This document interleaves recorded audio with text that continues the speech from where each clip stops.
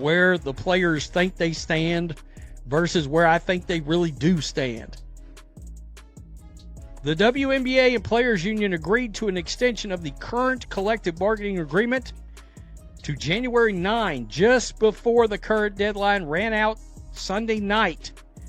Just like for that statement right there, we expect substantive movement from the league within. This window, you have to read between the lines on that one, because that isn't just a standard negotiation tactic, that's a thinly veiled threat, and it reveals something absolutely critical that the WNBA Players Union probably doesn't. I want you to notice, they're negotiating as if they hold all the cards, as if they have all this leverage. But the truth is they don't actually possess the power they're projecting. The deadline just got pushed back to January 9th, and if you look closely at what's buried inside that extension agreement, it tells you everything you need to know about where this high-stakes negotiation really stands. Let's talk about Portland and Toronto. There's nothing urgent on the table, except, the entire expansion draft. Let that sink in for a moment. Portland and Toronto are officially joining the league. We're talking about two brand new franchises, which means hundreds of millions of dollars in expansion fees pouring into the league's coffers.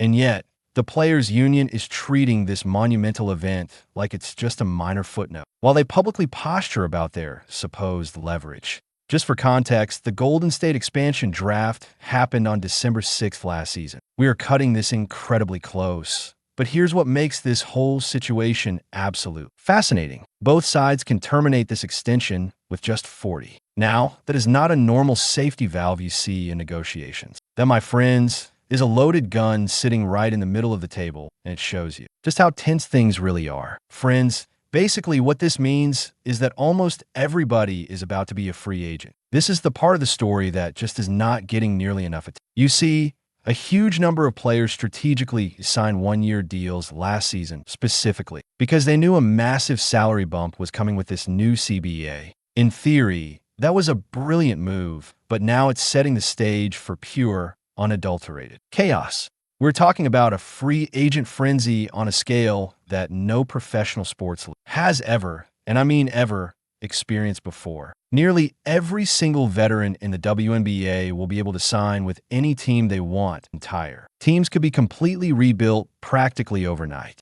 Rosters that took years of careful planning and development to assemble could be dismantled in less than a week, and that clock is ticking louder every single day. So let's look at what's actually on the table. The league's proposal reportedly includes some pretty significant items, like revenue sharing and a maximum salary of $1.1 million that would be available to multiple players. Per team, it would grow annually. They're also talking about codifying charter flights, which has been a huge issue, plus expanded retirement benefits and setting minimum standards for team facilities. On paper, when you just look at that list, these are undeniably significant improvements for the players. There's no question that the players are getting a major raise regardless of how this negotiation finally ends, but you have to watch what happens when you start looking at the timeline. They're holding meetings over holiday weekends. The deadlines keep getting pushed back. Proposals are flying back and forth.